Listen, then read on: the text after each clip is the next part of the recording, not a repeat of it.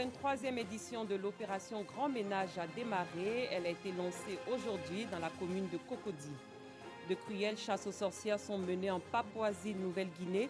Ce pays a enregistré ces dernières années au moins 20 meurtres en lien avec des accusations de sorcellerie.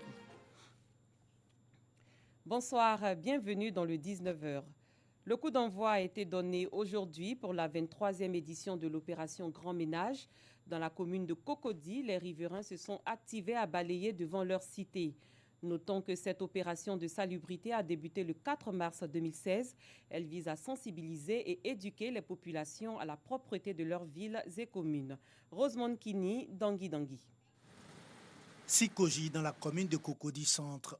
C'est ici que démarre la 23e édition de l'opération Grand Ménage. Dame Mélanie Ayeli est sortie avec ses voisines dans l'objectif de rendre propre leur cité. Balai en main, elles sont à la tâche. Nous, on fait cette action depuis que ça a été ouvert. Et chez nous ici, c'est la deuxième action parce qu'on n'était pas bien imprégnés. Et c'est maintenant on s'est organisé et on a commencé à le faire. Le président du comité salubrité de la cité sensibilise les riverains. Une manière pour lui d'apporter une touche pour la propriété dans la cité. Je fais des annonces par papier que je distribue à tous les présidents des syndics.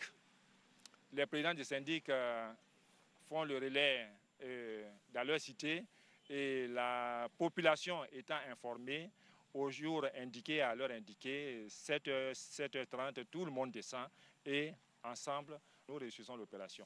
Après la Sikoji, direction les deux plateaux. Sur le site, nous trouvons l'ONG Eboyekoun pour la nature et le développement.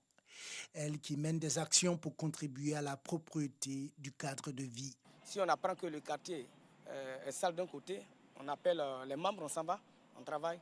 Camelan Pokou, conseiller technique chargé de la salubrité, a, au nom du ministre de la Salubrité, de l'Environnement et du Développement durable, Anne-Désirée Ouloto, encouragé tous ces actes qui ont été posés en cette 23e édition de l'opération Grand Ménage par la population et les ONG.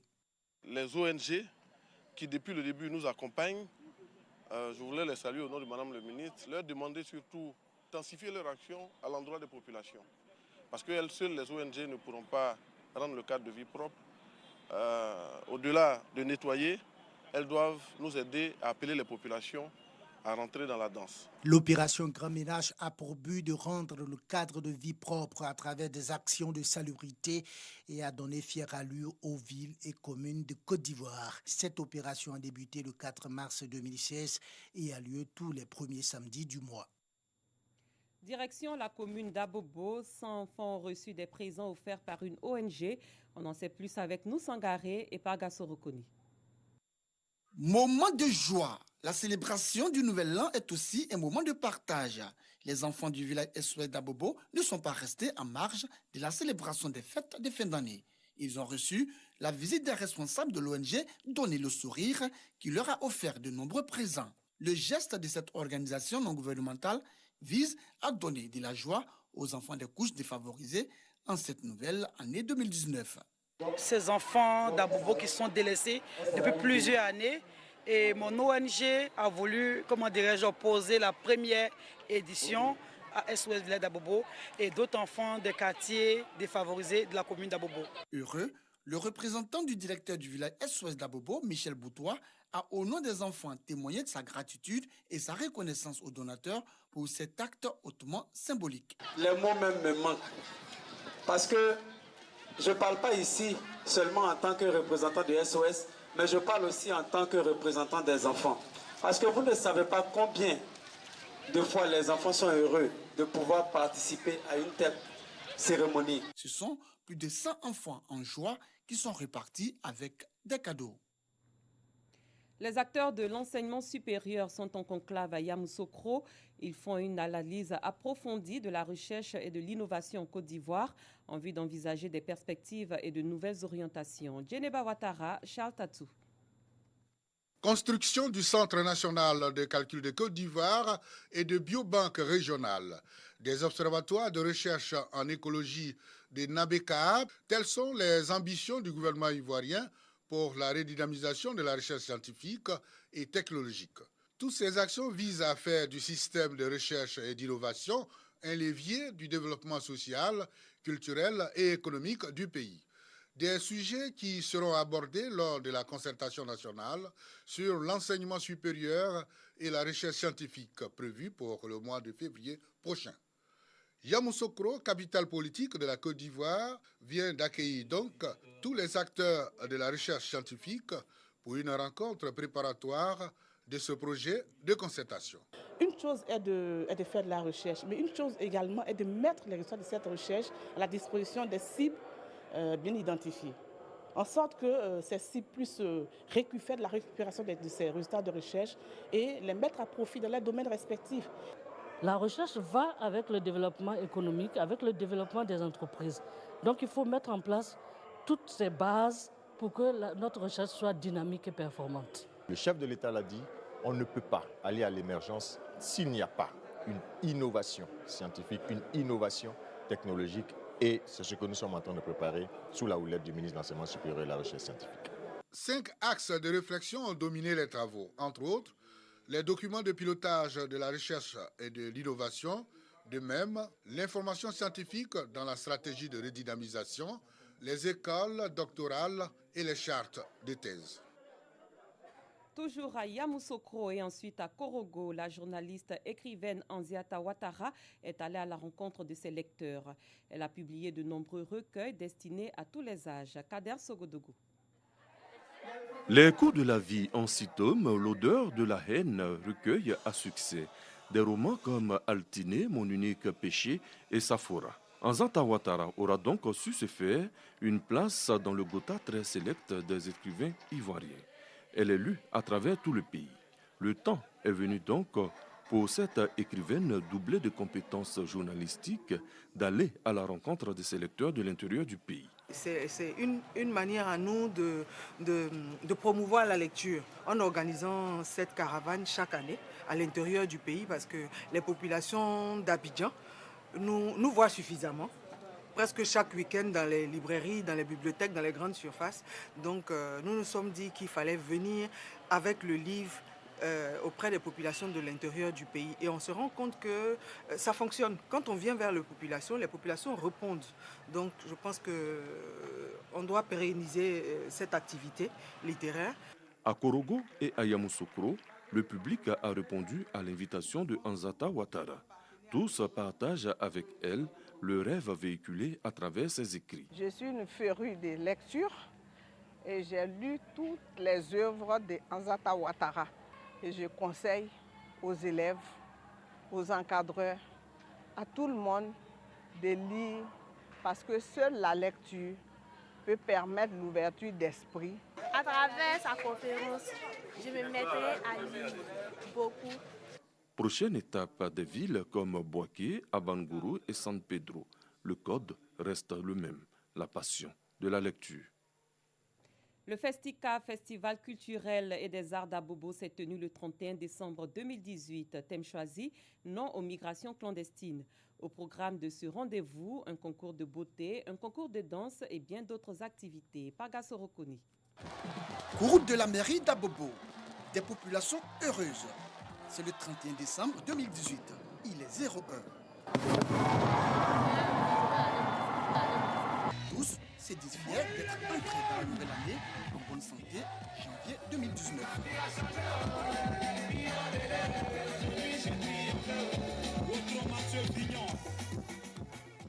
Une joie populaire exprimée à l'occasion du Festival culturel et des arts d'Abobo Festica 2018. Festival qui vise à faire la promotion de la culture ivoirienne et des artistes de la commune. Le Festica, une initiative de Kunta Mader, animateur à la radio Fréquence 2. C'est un festival qui prend du galon et qui est en train de monter progressivement. C'est dû au fait que le public d'Abobo s'est approprié le festival. Et c'est à ce public-là que revient le mérite et je ne cesserai de leur dire merci. C'est autour du thème non aux migrations clandestines que le commissaire général du Festica et l'ensemble des artistes qui se sont succédés sur scène ont presté et lancé des messages forts à l'endroit de la jeunesse ivoirienne. Je veux bien que les jeunes partent en Europe je veux bien, mais il faut qu'ils partent de la bonne manière. Ça sera mon combat désormais. Je pense que si je l'aide, le soutien de la presse et de la population, je vais y arriver. Les différentes prestations des artistes en herbe et des artistes bien connus, appréciés par le public, sortis nombreux.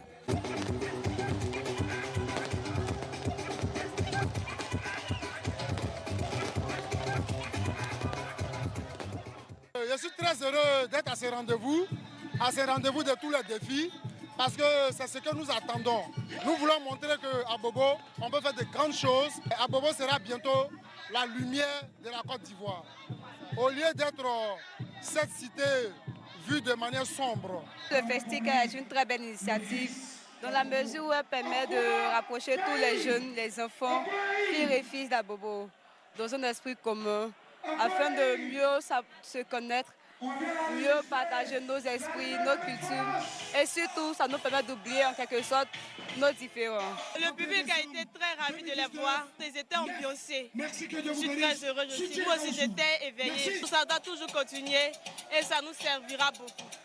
La joie des populations partagée par les autorités communales. Je voudrais souhaiter pour eux, pour chacun des jeunes d'Abobo, de capter un projet, de capter un emploi pour le développement de la commune d'Abobo. Jeux, concours de danse et concours Miss Festica de la plus belle fille de la commune d'Abobo, des temps forts qui ont également meublé cette 8e édition du Festival culturel et des arts d'Abobo. Rendez-vous l'année prochaine pour le Festival 2019 pour plus de spectacles haut en couleur.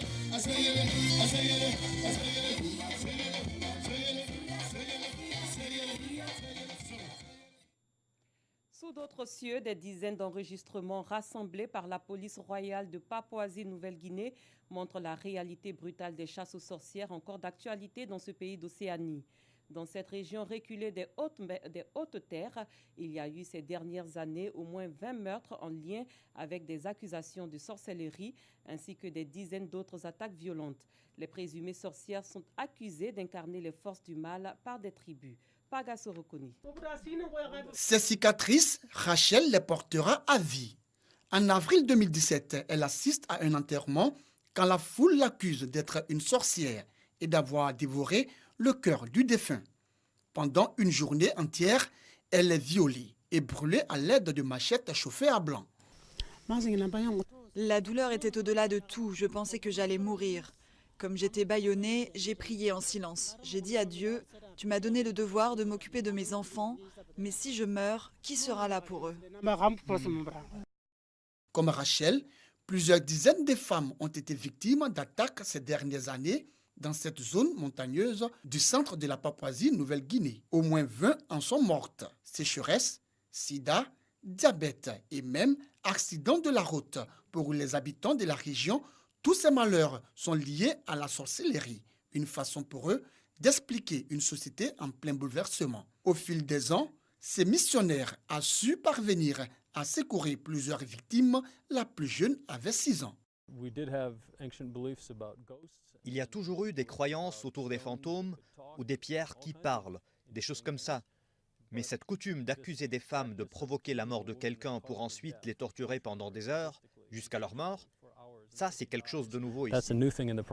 Selon les régions, les chasses aux sorcières sont différentes. Si certains sont résolus pacifiquement, d'autres vivent à la séance de torture, comme dans cette vidéo filmée en décembre 2017. Les participants se voient en tant que victimes de sorcellerie et pensent qu'il s'agisse là la seule façon d'arrêter une sorcière qu'ils considèrent comme non humaine. Faute de moyens, les autorités ont du mal à lutter contre ces croyances ancestrales. C'est vraiment difficile à gérer. Même si quelqu'un meurt d'une crise cardiaque ou d'un accident de voiture, la première chose qui vient à l'esprit, c'est la sorcellerie. 2 ans après son calvaire, Rachel est finalement rentrée chez elle. Elle n'est pas encore totalement guérie, mais n'ose se faire soigner de peur d'être à nouveau attaquée. Pour beaucoup, elle reste une sorcière.